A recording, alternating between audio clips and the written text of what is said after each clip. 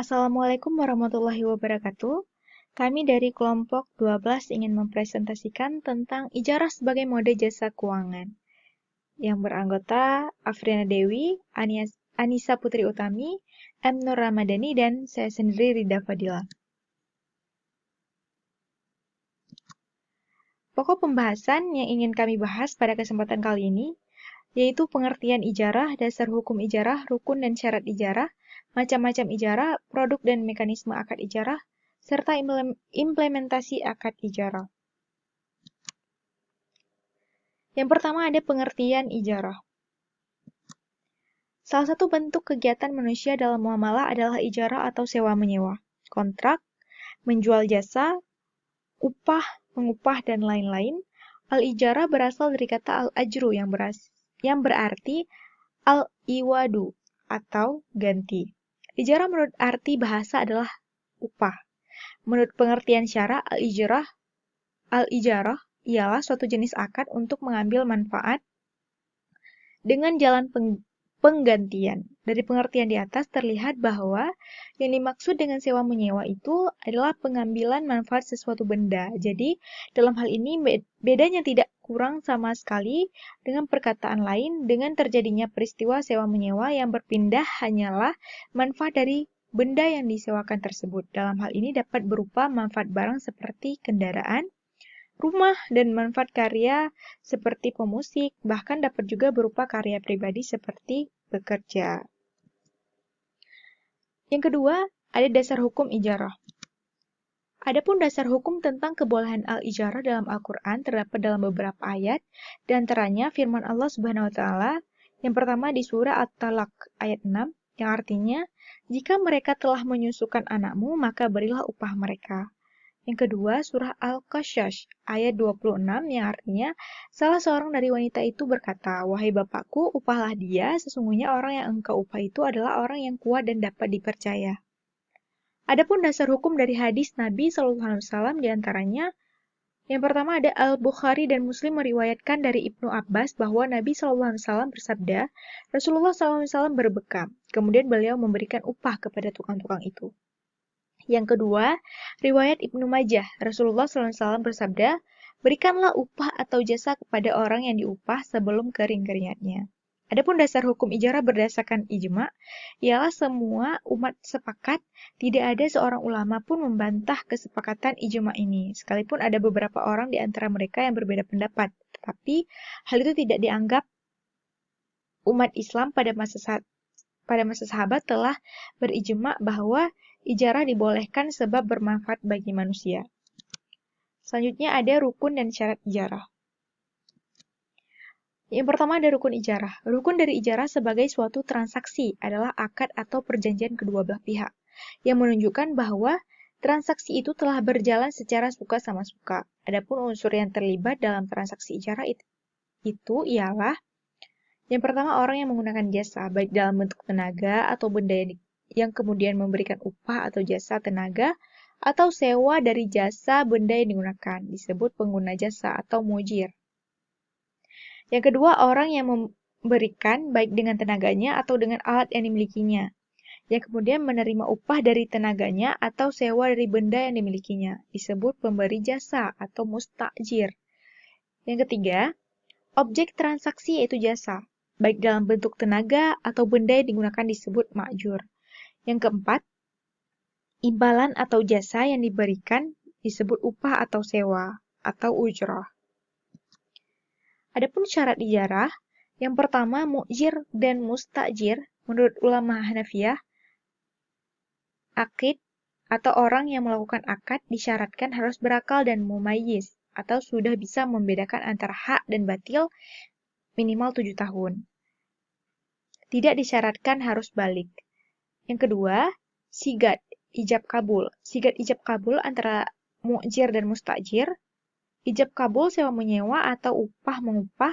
Ijab kabul sewa menyewa, misalnya mu'jir berkata, aku sewakan motor ini kepadamu 1 dirham per hari.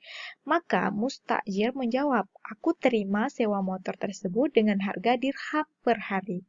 Yang ketiga, ma'kud alaih atau barang atau bisa disebut dengan manfaat. Mengetahui manfaat barang yang akan diakadkan seperti mendiami rumah atau menjahit. Penjelasan dilakukan agar benda disewa benar-benar jelas, tidak sah dengan berkata, saya sewakan salah satu dari rumah ini, karena tidak jelas.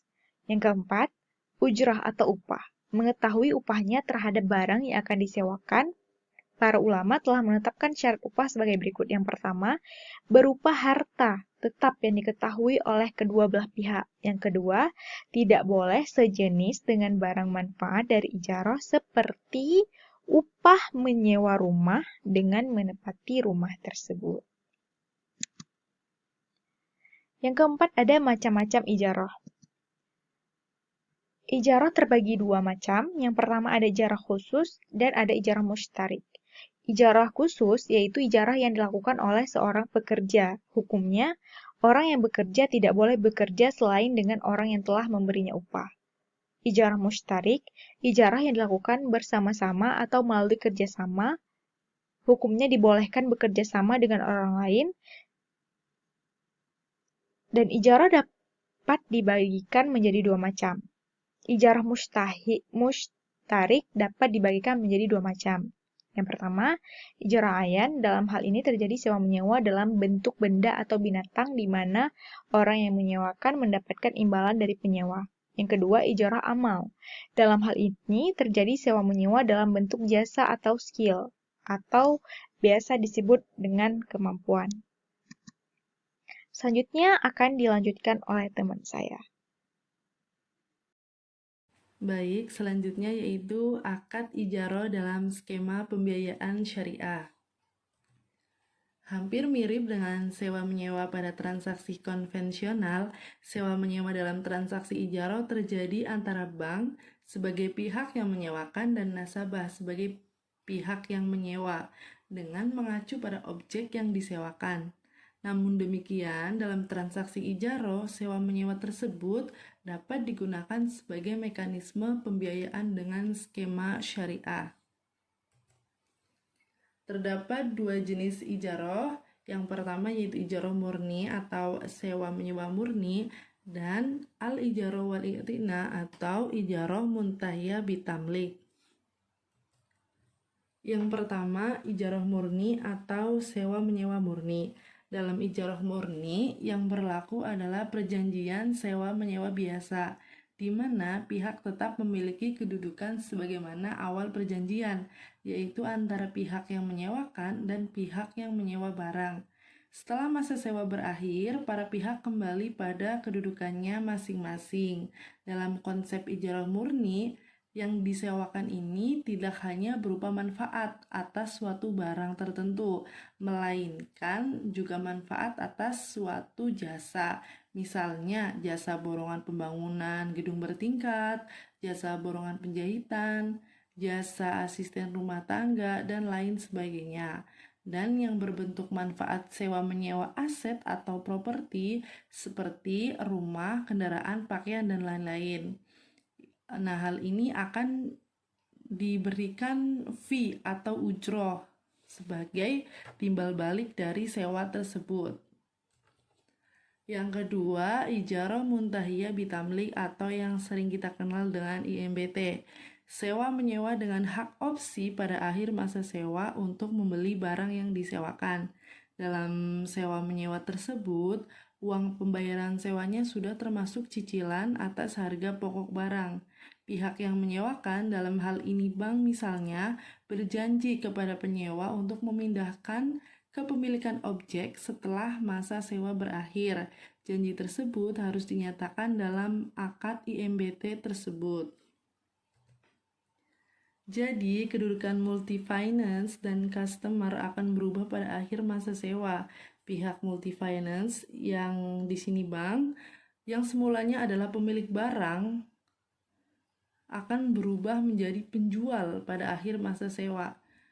Nah, dalam praktik perbankan syariah, skema IMBT ini dapat digunakan untuk pembelian rumah dengan menggunakan sistem KPR syariah, di mana barang yang di IMBT-kan tersebut secara prinsip sudah merupakan milik nasabah yang bersangkutan. Lalu mekanisme pengajuan prosedur ijaroh dalam perbankan syariah. Yang pertama, permohonan pembiayaan ijaroh dari pihak nasabah mengajukan pembiayaan ijaroh ke bank syariah. Yang kedua, bank syariah melakukan proses pembelian atau penyewaan atas barang yang ingin disewakan oleh nasabah. Dalam proses ini, bank akan membeli terlebih dahulu kepada supplier. Yang ketiga, nasabah ini melampirkan persyaratan yang dibutuhkan dalam proses penyewaan.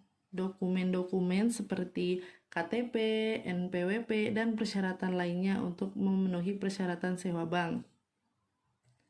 Yang keempat, setelah proses persyaratan selesai, nasabah dan pihak bank saling bersepakat mengenai akad ijaroh.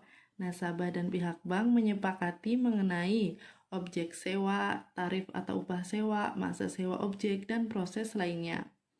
Yang kelima, penyerahan objek sewa dari pihak bank dan nasabah. Yang keenam, penyerahan objek ijaroh setelah akhir sewa dari pihak nasabah kepada pihak bank. Nah, ini jika menggunakan akad ijaroh yang asli atau murni. Nah, jika menggunakan akad IMBT, nah terjadi proses hibah dari pihak bank kepada nasabah. Baik, kita lanjut ke pembahasan selanjutnya, yaitu implementasi akad ijaroh. Pada tanggal 17 Maret 2008, Bank Indonesia mengeluarkan surat edaran yang mengatakan bahwa dalam memberikan pembiayaan ijaroh, bank syariah atau unit usaha syariah harus memenuhi langkah berikut ini. Yang pertama, bank bertindak sebagai pemilik dan atau pihak yang mempunyai hak penguasaan atas objek sewa, baik berupa barang atau jasa. Yang menyewakan objek sewa dimaksud kepada nasabah sesuai kesepakatan. Yang kedua, barang dalam transaksi ijarah adalah barang bergerak atau tidak bergerak yang dapat diambil manfaat sewanya. Yang ketiga, bank wajib menjelaskan kepada nasabah mengenai karakteristik produk pembiayaan atas dasar ijarah, serta hak dan kewajiban nasabah sebagaimana diatur dalam ketentuan Bank Indonesia mengenai transparansi informasi produk bank dan penggunaan data pribadi nasabah. Yang keempat, bank wajib melakukan analisis atas rencana pembiayaan atas dasar ijarah kepada nasabah yang antara lain meliputi aspek personal berupa analisa atas karakter dan atau aspek usaha antara lain meliputi analisa kapasitas usaha, keuangan dan atau proyek usaha. Yang kelima, objek sewa harus dapat dinilai dan diidentifikasi secara spesifik dan dinyatakan dengan jelas termasuk besarnya nilai sewa dan jangka waktunya. Yang keenam, bank sebagai pihak yang menyediakan objek sewa wajib menjamin pemenuhan kualitas maupun kuantitas objek sewa serta ketepatan waktu penyediaan objek sewa sesuai kesepakatan. Yang ketujuh, bank wajib menyediakan dan untuk merealisasikan penyediaan objek sewa yang dipesan nasabah. Yang kedelapan, bank dan nasabah wajib menuangkan kesepakatan dalam bentuk perjanjian tertulis berupa akad pembiayaan atas dasar ijarah. Yang kesembilan, pembiayaan sewa dapat dilakukan baik dengan angsuran maupun sekaligus. Yang kesepuluh, pembiayaan sewa tidak dapat dilakukan dalam bentuk piutang maupun dalam bentuk pembebasan utang.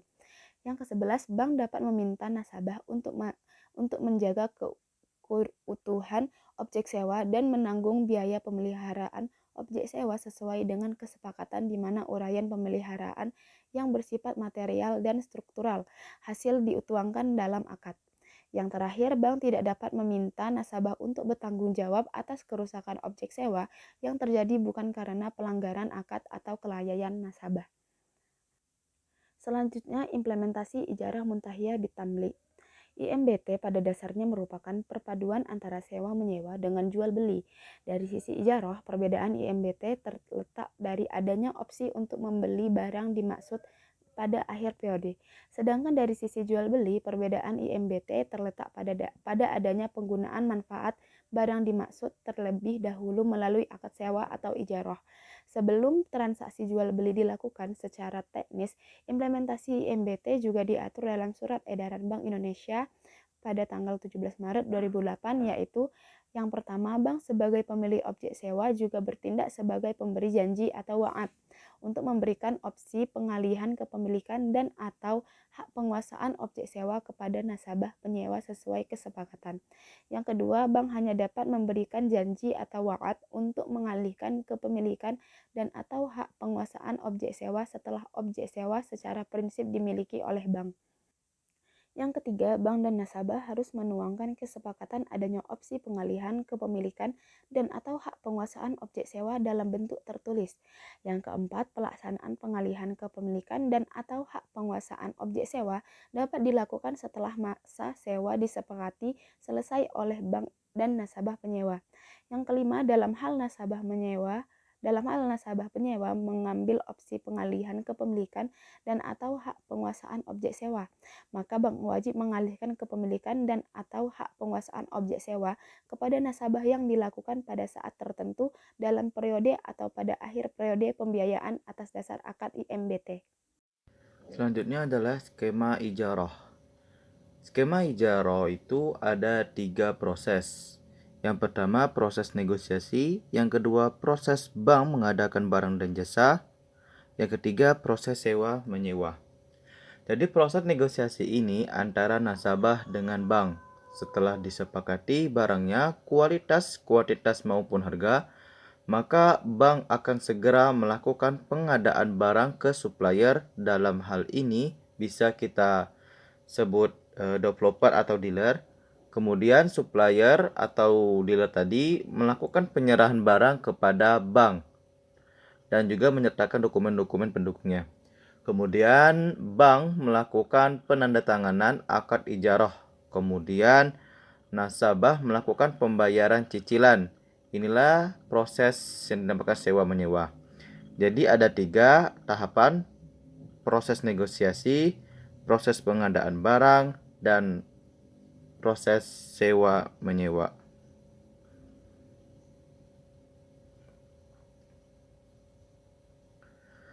Lalu bagaimana jika kondisi bank tidak memungkinkan untuk mengadakan atau menyiapkan barang atau jasa secara langsung? Nah, ada disebutkan di situ adalah skema ijarah dengan wakalah. Jadi di dalam prosesnya yang membedakan adalah diproses di bagian B, proses pengadaan barang dengan wakalah. Proses pengadaan barang dan jasa ini, bank mewakilkan atau memberi kuasa kepada nasabah untuk pengadaan barang dan jasanya ya ke developer atau ke dealer. Inilah yang menggunakan akad wakalah. Kemudian developer atau dealer tadi menyerahkan barang ke nasabah dan nasabah menyerahkan ke bank. Baru dilakukan perjanjian akad ijarahnya. Dan jadi bedanya di sini proses pengadaan barangnya. Jadi bank memberi kuasa kepada nasabah untuk pengadaan barang yang dimintanya.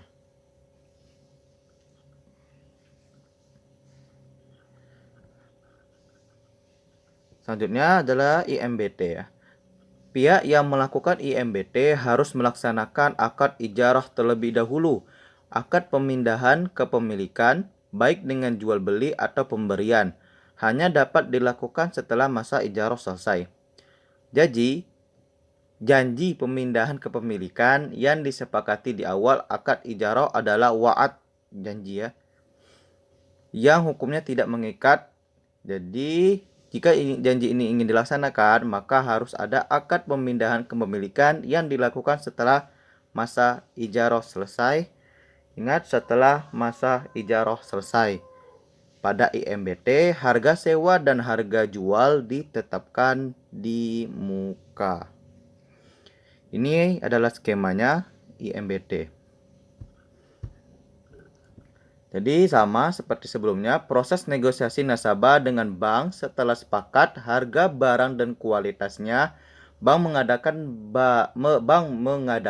barang dan jasanya, kemudian menyerahkan ke bank diikuti akad ijarah dan nasabah mencicil sewa menyewa. Kemudian setelah masa akad sewa tadi diikuti dengan proses peralihan kepemilikan di akhir sewa, baik melakukan hibah atau jual beli. Terima kasih.